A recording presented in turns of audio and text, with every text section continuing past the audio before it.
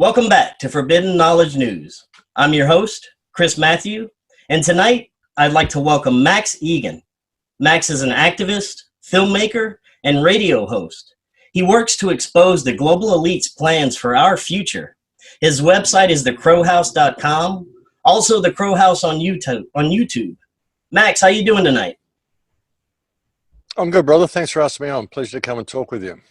Well, I appreciate you joining us. We got so much to talk about. There's always a lot going on, but I'd like to start with your background and what brought you down your current path. Oh, it's been a long life road journey, really, brother. I woke up when I was very, very young and lived as a musician most of my life and managed to kind of live on the outside of society, which gave me plenty of time to research all the stuff I wanted to research. And, just realized something was terribly wrong a long time ago. And like so many others, when the 9/11 attacks happened, it kind of became serious and it became more than a hobby. And you kind of had to, you sort of need to actually start putting this into practical application rather than just talking about it. So that's kind of what got me started on this path. I never planned to be what I am and to be doing what I'm doing. I never planned on making films or doing lectures or public speaking or radio, anything like that. But it just led to what it is. I mean, you do what you can to get the word out, and this is where it led. So here I am. Very good. Now, would you agree that it seems like our society is pretty much based on this divide and conquer mentality where, it's everybody's divided right now. Everybody's on one side of an issue, and everyone is just blindly believing the narratives that are put in front of them, especially, from the mainstream media and our education system. Is that something you'd agree with? Look. Yeah, absolutely. And it's on so many levels, like it's not just the fact that we've got this, two political party system, the different belief systems that people have, their religions, the different cultures, nationalism, I mean, on so many levels. But, even comes down to the family, the dividing of the families. Back in the 50s, the weaponization of music, which, brought in all of this rebel against your parents type of attitude, which split the generations, all sorts of stuff. And even within the families, there's sibling rivalry. There's all sorts of stuff, it goes on so many levels. It's just been taken to a fine art, the way it's done. And that's the basis of the whole thing, People can't realize the power of themselves and the beauty of themselves, and they can't accept others for simply being what they are. If we could simply do that and say, look, whoever you are, whatever you believe, wherever you're going, whatever you think this reality is, I'm okay with that. I have a different perspective, but hey, let's just do it anyway. Let's just be here because we are here, and let's just agree to get along. And let's find out what this mechanism is that is holding us back so much and deal with that rather than arguing amongst each other all the time, But it's been put there. I mean, even when you look at the education system, the fact that people are kept in peer groups of their own age, like in proper education, in old education, classes were mixed. There were young kids going right through to graduation in the same class. They were all learning from each other. But now in Western education, you've got kids kept in their same age group. The only real influence they got is the teacher. And they're all competing against each other. It's right there in the classroom as well as divide and rule in the classroom right from the very beginning. And if you think outside the box, you're ostracized, you're laughed at, you're given a dunce hat to put in the corner because you dared to question the teacher. So, all critical thinking is squashed, and it's this competition. And then you're graded, whether you're an A-class person or a D-class person or somewhere in between on the scale, and it's all about divide and rule, the whole thing, and putting people against each other. The ones who regurgitate best are the ones who make it. So all critical thinking is squashed. And all individuality is squashed, and that's the basis of the whole divide and rule system. It couldn't work without the education system, and they do it very, very meticulously and cleverly from the moment that you enter school. And another thing about the education system is nothing you're learning most of what you're learning is not even true. It's been written by the victors throughout history, and we have many things have been changed to suit the rulers of the time. Well, yeah, exactly. Most especially, as you say, in regard to history. I mean, sure, there's some things you learn at school that are true. You know, 1 and 1 Right. makes 2, and all this sort of stuff. You learn how to read and write. But in regard to history, you're right. History is written by the winners, and there's no way of really, really confirming anything that they tell us in the history books that you're given at school. This was one of the big things in my education that got me kicked out of 4 schools like 40 years ago. I used to argue with my teachers about history all the time because I was reading all this stuff. I was very interested in history from when I was about 8 years old. When I found out they didn't know how they built the pyramids, I found that intriguing. So I wanted to know all about it. And I got to realize by the time I was in high school that there's a cover-up because they kind of missed all the things that I've been finding in books. So why weren't any of the scientists or academics talking about this stuff? So I ended up coming up in class, all these huge arguments with the teachers and tell them that they're just teaching us theories and all this stuff needs to be looked at better and questioned better. And it's because, as you say, history is written by the winners. But when you go out and you travel around the world, you find that there's stuff lying all over the earth, which tells a completely different story to what they're telling you in the history books. And all of the books, were always copied years ago. If you even look through any history, even what we can find that is factual, there was always this situation where the scribes copied the books and then there was some sort of a book burning. And thank God the copies survived, but the originals got lost. And it happens every single time. They just keep rewriting it and then updating the books. And these are the books that we turn to if we want to find any understanding of what's going on. So, it's a joke. We're right behind the 8 ball to start with. None of this stuff appears to be true, most especially when you go out and look around the world. I've been covering this very, very a lot lately on the recent radio shows, the history of Tartaria, this nation that used to exist in Europe that nobody seems to know about, that appears to have existed right up until quite recently and possibly existed through to antiquity. I mean, we don't know. But what we are finding from the physical evidence that's lying all around the world is that history is very, very different. Right up until possibly about 150 to 200 years ago, we were living in a very different world. And we don't hear anything about it in our history books. We don't read anything about it. Given this whole timeline, which doesn't appear to be correct either, there's a recent book by a Russian professor called Anatoly Fomenko, which talks about, I think it's called Science Fiction or History Fictional Science. And it gives a pretty comprehensive idea that the timeline has been changed and at least 1,000 years have been added to our history. You'll find other people have been talking about this as well. Newton, all sorts of people mentioned this in the past. And there's every evidence that this is correct. They just inserted the Dark Ages and pushed everything back to stop us questioning all these ruins and things we find around the world, which may, as I said, have existed in antiquity, but many of them appear to not have fallen into ruin until quite recently, as recently as a couple of hundred years ago, 400 to 500 years ago to 150 years ago. So that's very interesting in itself. Yes, and they also seem to hide the age of humanity, of this version of humans may go back even millions of years, and they seem to hide even that fact from us.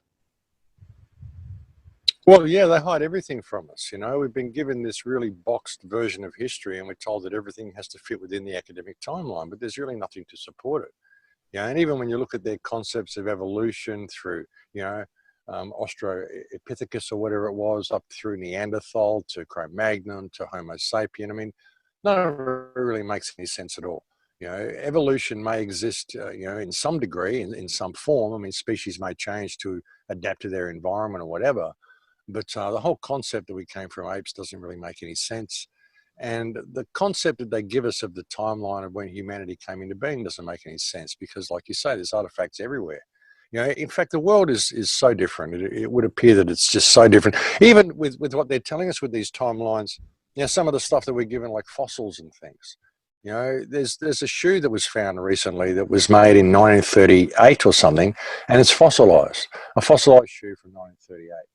And apparently it's possible to fossilize things quite quickly in a matter of weeks, even with the right electromagnetic circumstances. If you look at things such as the electric universe theory and the thunderbolts of the gods guys, they've got some very interesting theories as well. So, nothing that we're given as concrete evidence actually is concrete evidence. Even fossils may well be a lot more recent than what we believe. There's other fossils like coins that are in rock, in granite rock. There's brass pots that have been found inside granite. So how is granite formed? You know, and how can granite be millions of years old if it's got a brass pot inside, if the brass pot isn't millions of years old?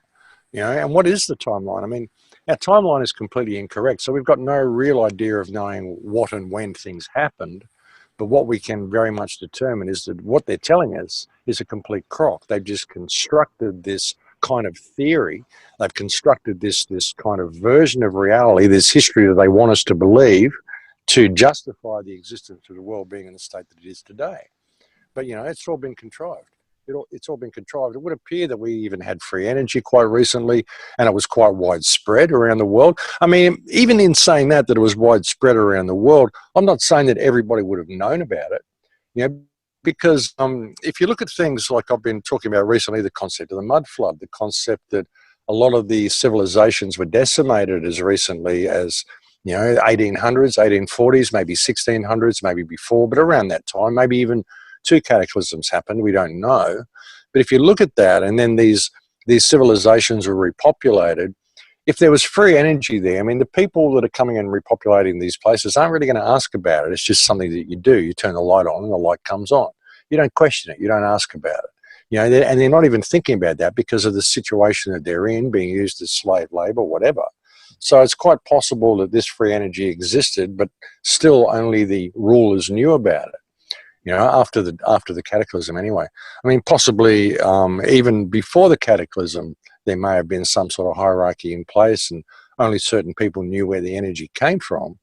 But it would appear that it was free and it was everywhere, and that things used to run without wires. There's trams in New York or San Francisco that were running without wires back in the 1890s and stuff like that. There was a pneumatic rail system beneath New York back in the 1890s. So there's a lot of stuff we can find of evidence of this free energy being there.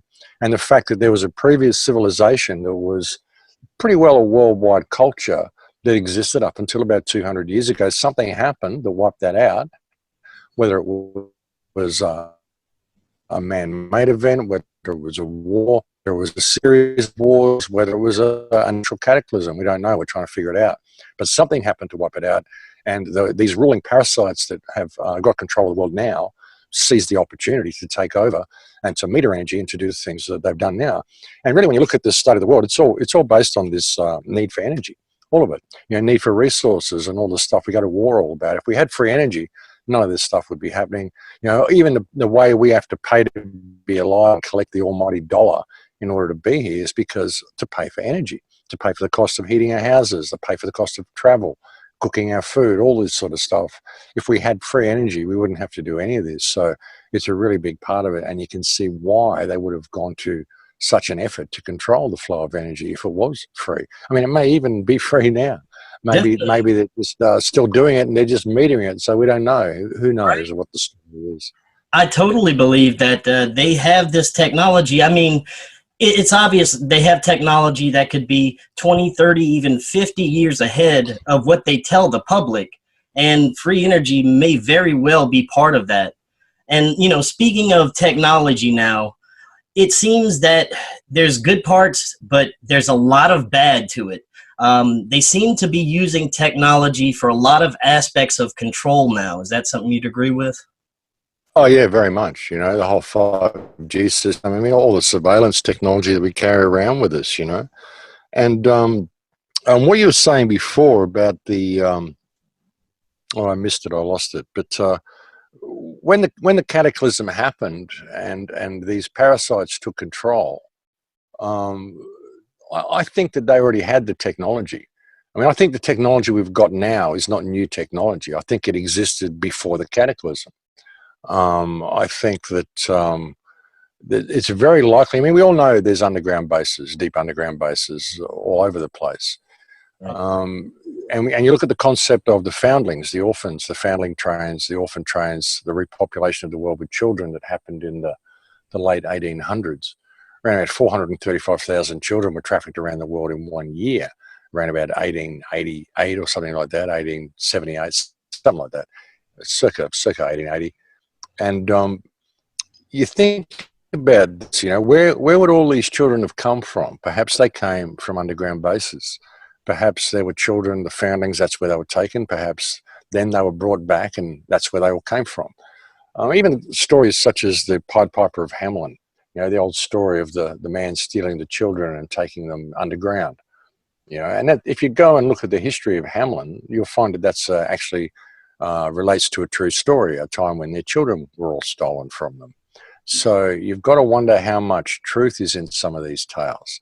And if there are recycling cataclysms and the earth is repopulated, then you've got these kids that come in, they're workers, they just start building and get taught whatever history you want to teach them. You say, oh, there was an industrial revolution. You teach them all the stuff that we've been taught. And then they see television and they see the gradual rise of all these new inventions and all this sort of stuff. You get to the point where they've all got these little surveillance trackers that they carry around them.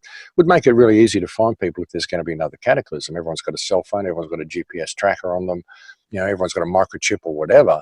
I mean, you just got to wonder, you know, how much this happens, how often this happens, and how old this technology is that we're using. I don't particularly think any of this is new, because when I look at what was around when I was a kid, you know, we're talking, you know, it's 55 years ago when I was a child, and television was first invented, and with the stuff we're using now, it would have been like magic when I was a child to have any of this sort of stuff. You know, this was stuff out of Flash Gordon, stuff right out of science fiction movies, you know, cell phones where you could see moving pictures and live videos and all this sort of stuff. This was unheard of. You know, you wouldn't even consider that. It's something you could carry around in your hand, as small as these devices are now.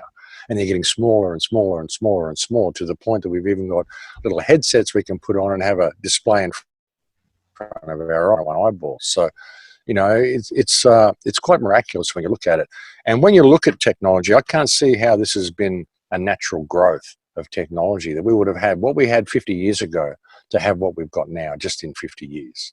You know, it seems like it was already there, and they've just filtered it out in such a way that it seems believable to us if you don't really think about it too much. You know, but if you do start thinking about it, none of it makes any sense. Also, when you look at the population figures, I mean, I don't really believe there's 7.7 billion people on Earth, but maybe there is. Maybe there is. Maybe the population doubles every 50 years, you know, the way some people might suggest. So if the population does double every 50 years or so, then how long would it take to have 7.7 billion people on Earth? You know, and when you look at the timeline that we're given since Roman days, even taking into account all the wars and all the starvation, all the plagues, all the famine, all the stuff that's happened, there should be 100 times more people on Earth now than what there is.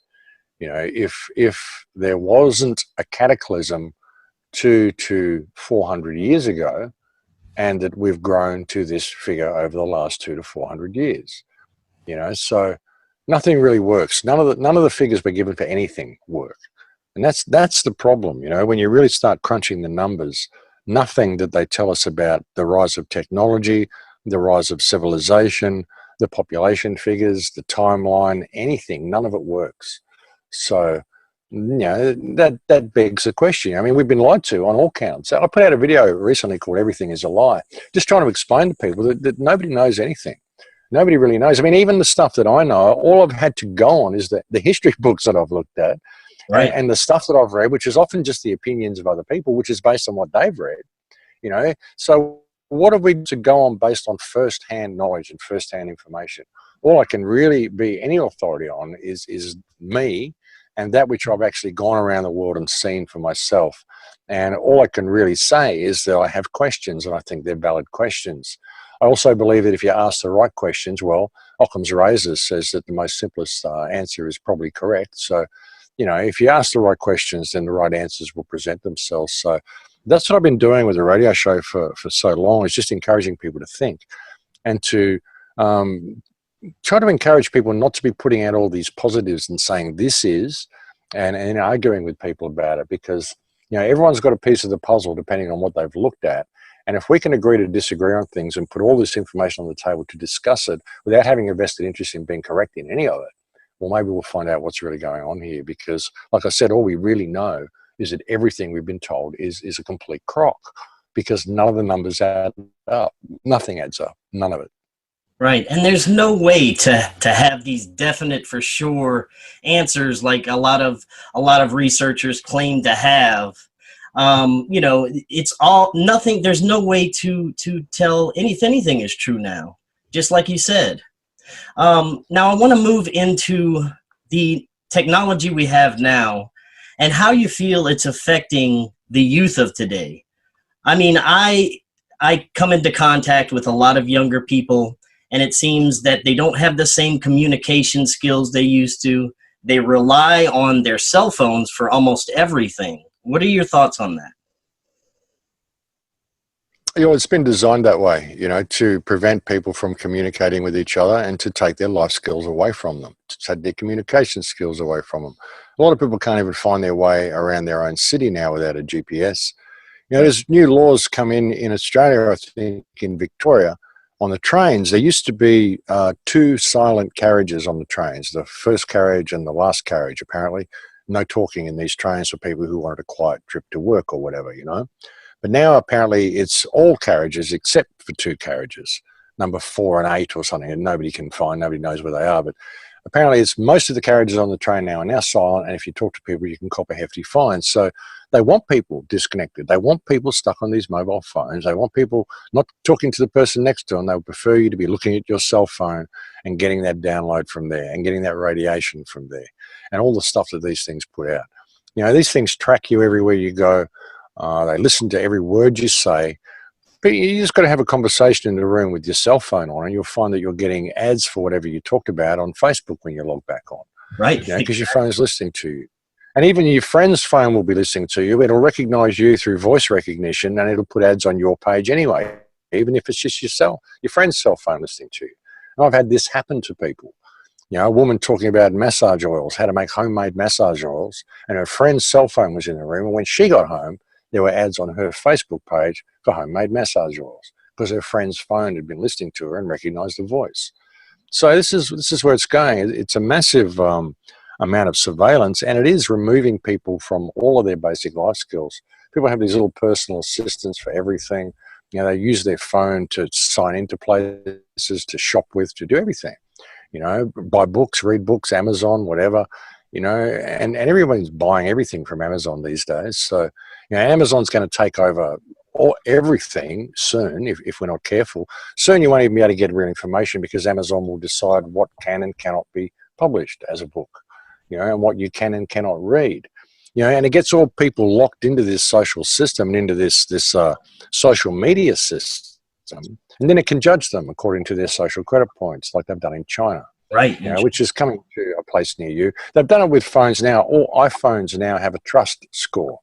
You know, so they're giving your phone a trust score, not you, your phone, depending on what your phone's been doing. Of course, it's nothing to do with the buttons you've been pushing or anything. It's just a trust score for the device. So soon that'll be transferred over to you. It'll be transferred over to people. You know, it's coming, and it's coming everywhere. And that's what this is all about. I mean, that's why they're banning talking. They just want people on the phones in the trains. They don't want you talking. They want you communicating. They don't want you to be able to discuss anything with people, you know, and voice your views about how you may feel about the world, have any type of meaningful discussion. They just want you sitting there clicking on your device and, you know, it tracking everything you do and socially profiling you. And that's what it does with everybody. You know, they look for keywords, they look for key phrases, and then they, you know, adjust your social credit points accordingly and adjust your purchasing power accordingly, the way they've done in China. So, you know, it's next level surveillance. And with 5G as well, I mean, 5G is doing an enormous amount of damage just by even being in existence because of the radiation that it sets up, the frequencies that it sets up. But that'll make it also possible for people to be individually targeted, you know, targeted for active denial, tracked in real time, targeted in real time. So heading for a very dangerous future. We really are. Actually, let's talk about that for a minute. I mean, 5G, it's not just, like they say, to increase our bandwidth. What are some of the possibilities and dangers that we're facing with 5G? Well, all you've got to do is look up 5G active denial systems. If you do that, you'll probably end up on a DARPA page, and you'll find all sorts of patents that they've got for active denial, stuff they can do. You know, back in the first Gulf War, when they put the voice of God in the head of the Iraqi soldiers, soldiers and told them all to lay down their arms and march to the front. And they all did and got firebombed. This is what 5G can do. That was 5G technology. Anything that is on active denial military application is run from 5G. So they can, microwave cannons. They can, and it's a directed wave as well. So with normal 4G, the stuff that we're using now, when you pick up your phone and use it, you're picking up from an ambient wave that's kind of broadcast everywhere. But 5G, it'll be a direct wave from a tower directly to your phone, maybe going straight through your head or whatever. Very, very concentrated, very, very powerful millimeter wave going straight to your device. And you'll be able to target millions of people at the same time with these directed waves. So that means they can direct and target people. They can target you specifically for active denial. If they don't like what you're saying, they can simply disable you on the spot. And when you look at the patents, some of the things they can do, like itchy eyelids, itchy underneath your eyelids, itchy beneath your feet and the soles of your feet where you can't scratch it, stuff like this. Just intercept your vision, intercept your hearing, have you hearing voices, have you seeing visions, target you for respiratory failure. They can make you sweat. They can keep you up at night. They can put voices in your head. Like, you just go and read the DARPA patents. There's so many of them. And every single one of them for active denial is incorporating 5G technology. And not only that, like I said, the frequencies of this stuff, it changes the cell structure of everything it comes into contact with. So, you're already seeing bees and birds falling out of the sky when they're running 5G tests. And it affects water. It does terrible things to water. We've got a lot of water in our body. We're like 70% water, so we're going to be subject to all this as well. There's like 20,000 or 30,000 scientists around the world that are petitioning governments to have this stopped. There was recently a case in London. There was a guy whose name escapes me at the moment, and I should be able to think of it. Unfortunately, it might be Mark Steele, Brian Steele, someone. If you go to Ian R. Crane's website, you'll probably find information about it. But there's a guy who's been talking about 5G very, very much in England, and they want to put a gag order on him. They want to throw him in jail, and a judge just ruled that he will not put a gag order on this man because the public needs to know the information that he's sharing. So that's a good thing as well. So a lot of people wake up to this. This is being rolled out without technology just in itself, without even any of the active denial applications. It's basically going to microwave the world, put them under a slow state of microwave where it's going to be like we're all living in an airport scanner all the time. You're going to see a huge increase in thyroid cancers and skin cancers and all sorts of problems just from this 5G technology being rolled out. And no, you can't say this is being done just for communications with the amount of damage that it's doing. This is a very, very deliberate act of war against the people by the governments of the world. And something else people have to understand, that's what's going on. We're at war. The governments, and all the governments, they work together. It's not these countries that are fighting with each other. It's one big crime family, and they're all working together to create this whole theater of conflict. So we'll think terrorists are out to get us. So we'll allow all this 5G and all this stuff to be rolled out to protect us and keep us safe and all the stuff they're doing. It's a scam. The whole thing is a scam by one big multinational, multi-generational criminal cabal masquerading as governments around the world. Now, at the same time they're rolling out 5G, they've made some major advancements in AI. What are your thoughts on AI, some of the dangers, possibilities with that, maybe possibly in conjunction with 5G?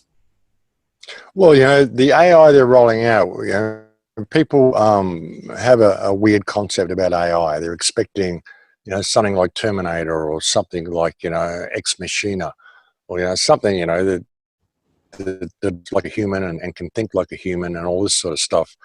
Really, the artificial intelligence that they're rolling out to control all this is basically a series of algorithms. And the algorithms will be looking for keywords, and they'll be judging you. Think about the active denial system, and you think about the social crediting system. If you're monitored on everything that you do, if you have a cell phone that's listening to everything you say, if you have a smart clock in your bedroom, a smart clock radio that's listening to everything you say, you've got a smart refrigerator that's listening to everything you say, smart TV that's watching you and listening. All these smart devices have microphones, and they're all listening to what you say. When you have algorithms that are monitoring these conversations, they're listening for keywords and key phrases, and then you say something that is politically incorrect, and the algorithm wants point from you. You know, it's doing this without you even knowing it. You know, and you get to a point where suddenly you're below social credit points and you become what the algorithm perceives to be a danger. Then the algorithm simply alerts the police officers to come around and arrest the terrorist, you know, or the dissenter, or whatever you're labeled as. You know, because obviously you become a threat to society, and the algorithm would have already determined what your sentence is.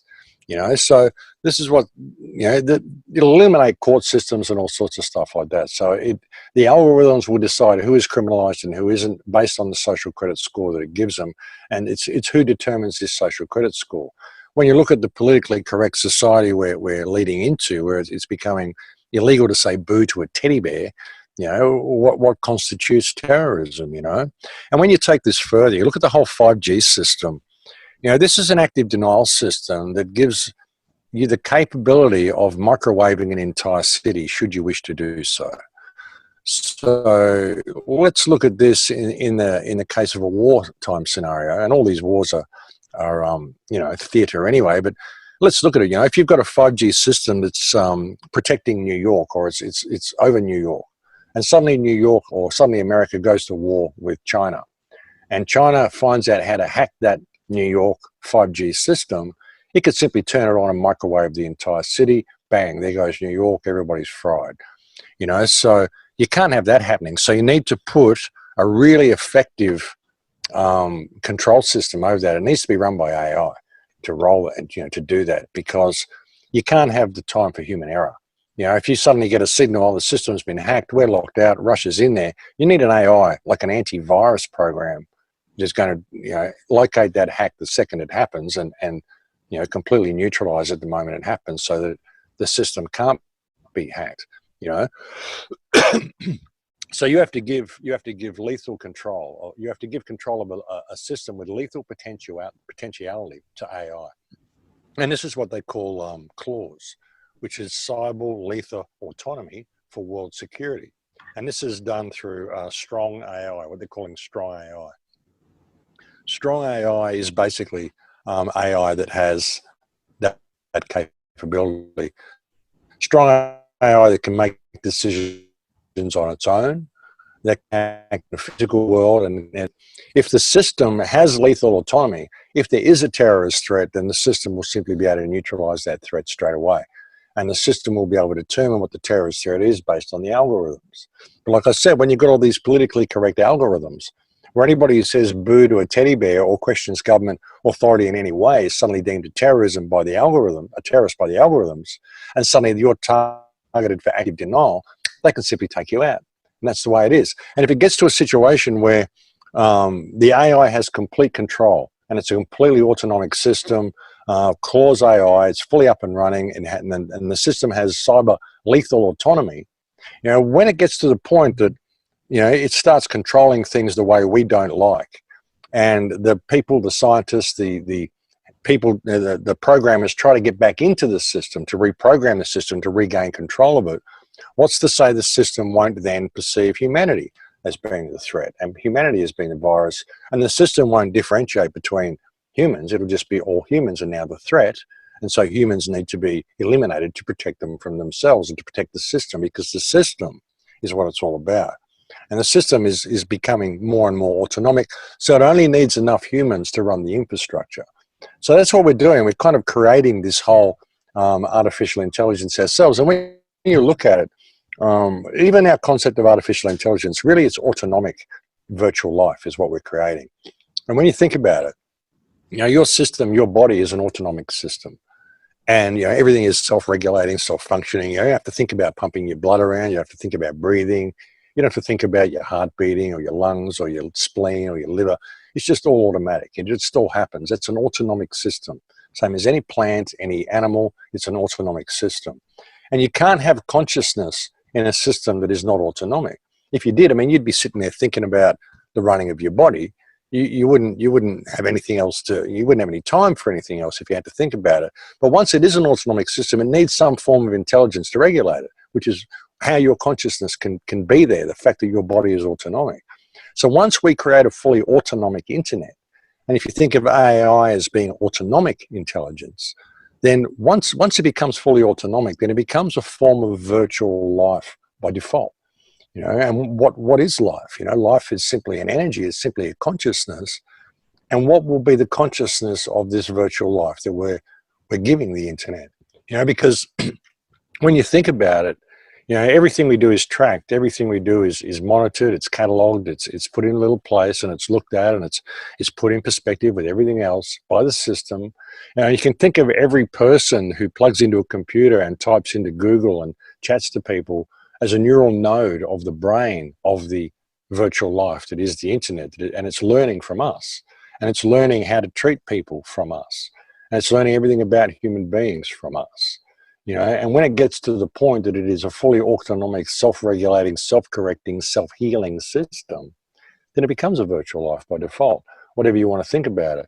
You know, I did a show a couple of years ago called Giving Life to Lucifer, where I talked about this. And I talked about, you know, what even is the concept of Lucifer? If you think of Lucas as being code, or Lucas as being light, and cipher as being code, the code that bears the light. What is the code that bears the light? What gives us more information? What is light? Light is information. What gives us more information than anything? The internet. You know, and were all these things that were left behind for us, were they a warning of what happens when we go on this incredible pursuit for knowledge, and we end up handing control over to this bearer of light, the internet, and it ends up governing our lives through all of this technological system that it's creating. And we just hand control over to it. And if that happens, and it does end up locking us out of the system, you know, with the way people are becoming so dependent upon the system, if they ever get locked out or shut out of the internet, they're not going to know how to function. And by that time, we will have destroyed most of the earth anyway. So most of the earth won't even support life. So what are we going to do without the system? You know, that's the way it will be. And most people will be so dependent upon that time because they've lost all their life skills in the past 2 generations. So it's a pretty trippy future that we're heading for, brother. Oh, definitely. Yeah, I mean, we live in fascinating times right now, and it's going to be amazing to see what's going to be happening. Now, I'd like to get your thoughts on what is going on at Cern. I mean, they definitely have some strange symbolism, to say the least, going with the statue of Shiva, and you know, they supposedly had a ritual in the front a few years back. What are your thoughts on what they're doing over there? Interesting. You know, it's interesting, you know, when you look at CERN and the Mandela effect and all of this sort of stuff, you've got to wonder if they've been changing the timeline, changing the field. I mean, it's anybody's guess. I hear all sorts of stories about what they're doing at CERN, but when it all comes down to it, I mean, all I've got is these stories that people say. I don't know anyone who works there. I don't really know what they're doing at CERN.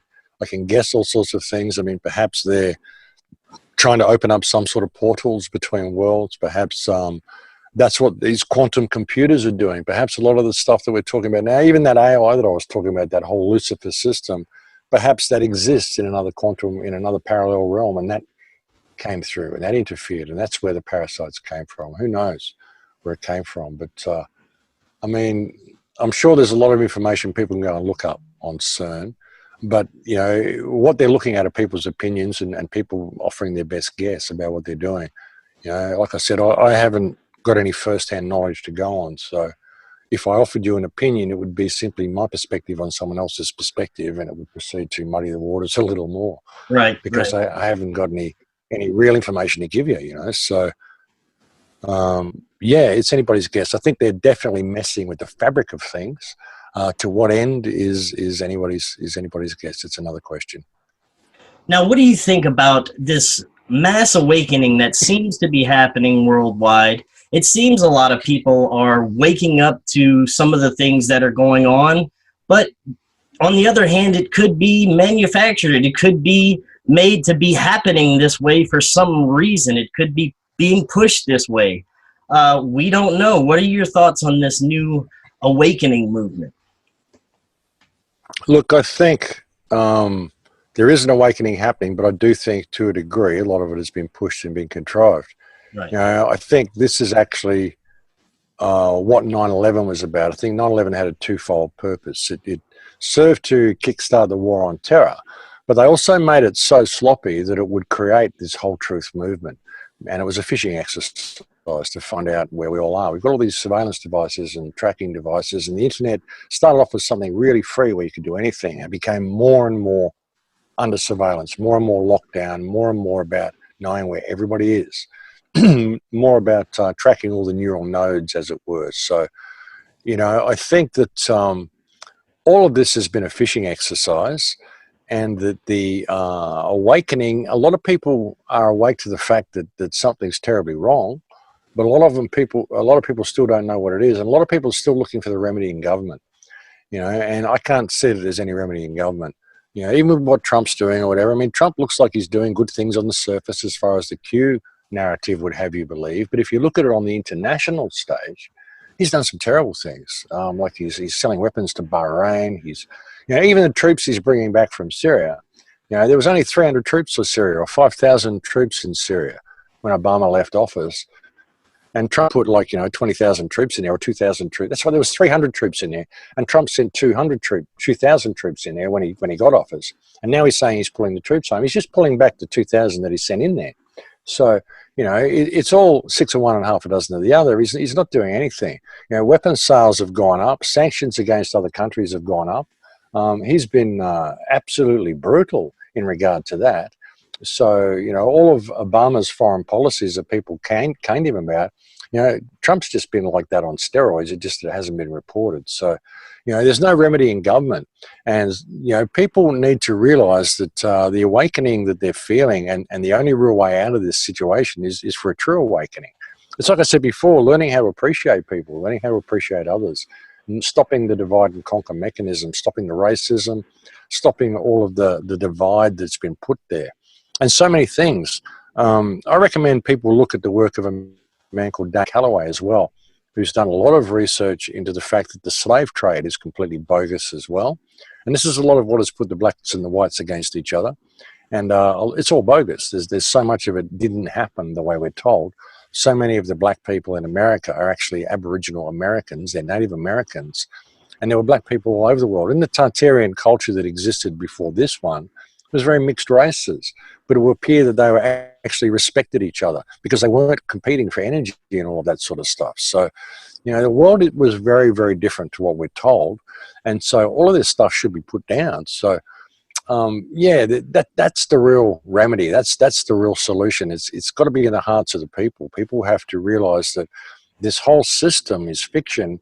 It only exists because we are willing to step outside our moral compass to obey legislation. And we do this because we're so divided with each other, because we're fighting with the neighbours or fighting with the guys at the house because he's got a bigger front door than us or whatever. I mean, it's ridiculous, all this stuff.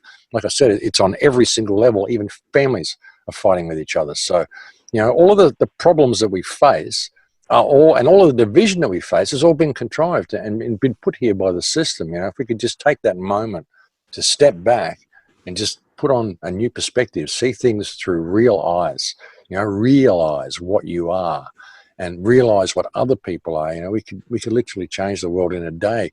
And until we get that sort of awakening, well, you know, how big is the awakening? You know, like I said, a lot of people are waking up to the fact that something's terribly wrong, but they're not waking up to what they are.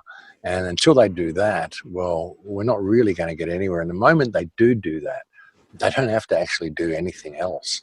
You know, we don't even have to change the system. You know, if we started operating in our moral compass and started accepting each other, the system would change around us in a day. You wouldn't have any other choice. There might be people to go against that, but hey, they can go over there. They can do something else. There's enough of us to say, no thanks, we don't want to do this anymore, and take the world in a different direction. And we could do it overnight if we would just have that epiphany. It's what's going to bring that epiphany about. You know, that's what I do with the shows. I mean, that's why every radio show I do, I mean, it may seem like I repeat myself or whatever on the radio shows, but when I do the shows, I try to assume that there's someone who's listening to the radio show for the very first time. It's the very first time they've heard the message I'm trying to put out.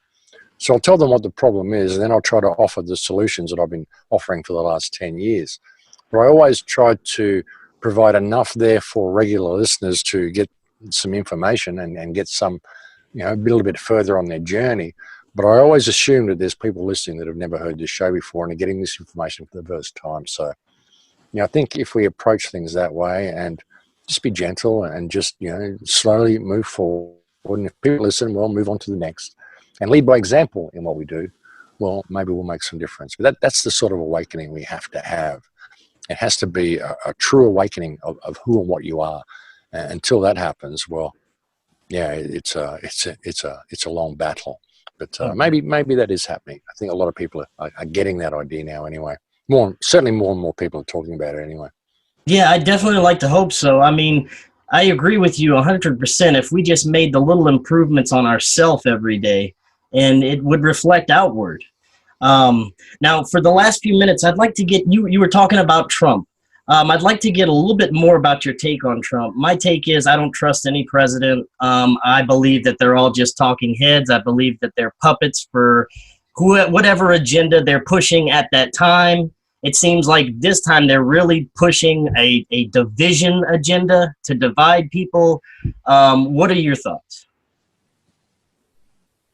I think Trump was the trump card that they had to play to appease the truth community, throw them a bone, right, get them to all sit back. And this whole Q operation, which has kept people dangling on a string for the last 12 or 15 months or something, it's been outrageous to see this, 50,000 sealed indictments and all of this sort of stuff. Yeah, there's 50,000 people we've identified as criminals that we need to arrest. We're just going to let them wander around for the next 15 months, as you do when you've found 50,000 people that need to be arrested. And meanwhile, moving the embassy to Jerusalem, record spending to the state of Israel so I can keep exterminating the Palestinians. So much stuff that he's done. Like I said, selling weapons to Bahrain. This whole, now bringing the war to the border. We don't want overseas conflicts. We'll bring the conflicts here, but we need conflict. We need war. He's been more like an arms salesman than a president. I mean, he's done more business deals in arms sales than any other president, I think, in history. And it's like he works for Raytheon. It's outrageous. I mean, I don't know how people are buying into it. I really don't. He's just a puppet. He's just part of the same club, and the same agenda is rolling forward. And I think that it's going to come to a head soon. I don't think it's sustainable. I think they have to stage something, whether it's a new 9/11 or whatever it is.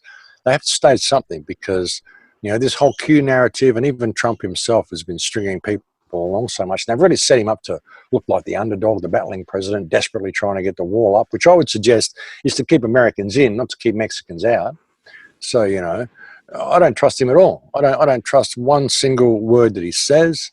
I just judge him by his actions, and his actions are not good. He's the same ilk as every other president they've had recently and for such a long time in the United States. I don't think any of them are good at all. I think the whole country was founded on false pretenses to begin with. I don't history at all. None of it. I think that most of North America was very likely part of old Tartaria. And they've covered that up. A lot of the wars that we think are the wars of independence or the Civil War, I think these were very likely clean-up operations. Same as the colonisation of Australia. Same as many of the wars that we saw across Europe as well. I think that the war for Tartaria began maybe 400 years ago, and it's still an ongoing war. And it's all about destroying infrastructure. And Trump's just managing it for the current flock. And like I said, I think he's the trump card, and he certainly did hold the truth community well at bay for quite a while. But I think some people are beginning to question it now, wondering whether it's just all been theatre, this whole Q narrative. And yes, folks, it's been theatre right from the start. Now, what are your thoughts on what's going on right now with the shutdown? Do you think it's a front for something else? Well, I think it's a bit of a temper tantrum, and it's just more part of the theatre. But the government's been shut down in Spain now for 10 months or something. They're having a great time, The only thing that's wrong with the government shutdown is the government employees aren't getting paid, and they're not getting looked after. This is actually a good opportunity for the people of the community to start embracing the government employees. Some of the police are losing their pay, some of the TSA workers and all this sort of stuff. You can actually start helping these people now and reaching out to them as fellow members of your community and pointing out to them the fact that, hey, look, see, the government doesn't care about you at all. It just pays you to oppress us, but if it wants to, it just cuts you off the way it's done. So perhaps we can help you, and perhaps you can realise that if we do this right, we don't need government. But yeah, I think it's all part of the theatre. They need to do this. They need to string it out. They need to have as much theatre as possible. you know. And with Trump's isolationist policies, I mean, it's interesting because he's isolationist on one hand in as much as he's pulling business away from the United States, trade and all this sort of stuff with his tariffs, so that, you know, the European countries can distance themselves from the United States as far as trade goes, and take up the One Belt, One Road system. But at the same time, he's totally expanding the empire by selling arms all over the place, putting military bases everywhere, and just upping the spending, putting sanctions all over the rest of the world as well. So it's an interesting game that he's playing, you know, 12D chess or whatever they want to call it. But yeah, I think it's all part of the theatre. He has to appear as the struggling underdog, or the truth community will simply, you know, elapse into civil war or something, because so many people have been strung out by this Q narrative for so long. They're expecting something big, you know, and they might even impeach him as part of the theatre, just to say, oh, look, he tried, but he didn't make it out, poor Trump. You know, it's all theatre for the masses. It's going to depend on what the situation on the ground is like as to how they play it next, you know. Now, for the last few minutes, kind of give us your view on what you think we're seeing in the next 5 years, maybe 10 years. What are we looking at? Well, if things continue the way they are, we'd be heading for a complete digital lockdown of society. But I mean, I wouldn't even be surprised if there was an event before then. I wouldn't be surprised if we're living in a very different world in 2025. Either way, whether it goes fully digital and fully on lockdown, or whether there's some type of event which it just changes the face of the earth, or whatever, you know. These plasma outbursts that we're seeing around the world are quite interesting. What they're calling substations blowing up where the sky turns blue and all this sort of stuff. There was one, I think, in Ohio was there, and one in New York or Los Angeles or somewhere. There's two in the United States, I think. And there was another one in Brazil the other night, which was, they say was a substation going up, was quite dramatic. Burn across a whole bunch of power lines. Didn't trip out or anything like that. A very, very bizarre looking fire. You know, one might question whether these are substations going up or whether a lot of people have been putting out that sort of theory. You know, the whole, like I said, recurring cataclysms theory. You consider the concept that most of the trees on the earth aren't any more than 200 years old. There are old trees, but they're all marked in catalogue. One might even question who did that. But most of the forests are only 200 years old. And there's all sorts of weird theories going on, whether it's a crustal shift. You know, there's a guy, the Diehold Foundation has put forth certain concepts like that based on Charles Hapgood's work. You've got a lot of the theories that have been put out by the flat earthers about plasma discharges and all sorts of stuff like that as well. You know, whether you believe the earth's flat or not, it's irrelevant. The concept of plasma discharges are quite possible. You can look into things such as Thunderbolts of the Gods, the Electrical Universe guys. This sort of backs up a lot of that sort of stuff as well. So there's all sorts of theories that are out there, and there is every evidence that we have cyclic events, cyclic cataclysms that happen on the earth. And I wouldn't even be surprised if we have one of them. You know, something like that could happen. I mean, whatever happens, I have no real stake in the outcome. I'm just trying to lead humanity to somewhere better than what we are, or at least leave the world in a better place than how I found it. But yeah, I mean, it's anybody's guess, brother. We could end up in a complete digital dystopia. Right. We could end up in a completely free world, or we could end up having another cataclysm and having to start again. I mean, it's anybody's guess, but whatever it is, I can definitely feel something coming. Could even be this year, could be next year. But like I said, I think by 2025, 26, we are most definitely going to be living in a very different world to what we have now. Very good. Now, do you have anything interesting coming up for you in the near future that you'd like to talk about? Well, I have a talk in Coffs Harbour tomorrow that I've got to, I haven't actually prepared anything for yet, so I've got to spend this afternoon thinking about what I'm going to be talking about. And I've got to talk in Byron Bay the day after. That will be limited attendance because it's part of a bigger workshop. And then I'm going to Acapulco in February to speak at an Acapulco, which I'm looking forward to. That's on the 13th to 17th of February. That'll be a good event. And I'm trying to put the rest of the year kind of on hold. I've been asked to go and speak at AV10 in England. I'm sort of humming and hawing whether I'm actually going to do it, whether I'm up to the travel. I've just done so much travel in the last few years. So I'll just see how I feel about that, and I'll keep people posted on that in the next month or so. I'll let them know whether I'm going to do that or not. But at this stage, it's just going to be in Acapulco and take care of a few things in LA, and then come back to Australia in April or May, or March, April or May, and just work on the films back here and continue with the radio shows and see what unfolds and do what we can. Very good. Well, Max, I want to thank you so much for joining us tonight. There's so much more we could talk about, so I'm going to have you back on, and you have a great night. You too, brother. It's daytime for me. It's about just coming on to midday. So you have a great night, and I'll have a great day, rest of the day, and happy to come on and have a chat to you again anytime, brother. Thanks for asking me on. All right. Thank you.